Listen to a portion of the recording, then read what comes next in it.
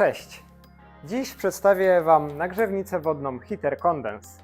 Jest to flagowe urządzenie firmy Zoniger, skonstruowane w oparciu o obudowę z lekkiego i wytrzymałego EPP, wielorzędowy wymiennik oparty o aluminiowe lamele oraz miedziane rurki, kierownice powietrza z ABS-u, które pozwalają na regulację, i jednofazowy silnik elektryczny, który pozwala na zmianę prędkości pracy wentylatora, wymienną blendę kolorystyczną, która standardowo jest dostarczana w zestawie z urządzeniem.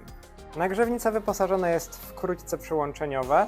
Ciepłą wodę podajemy do dolnego krótca, powrót do górnego krótca.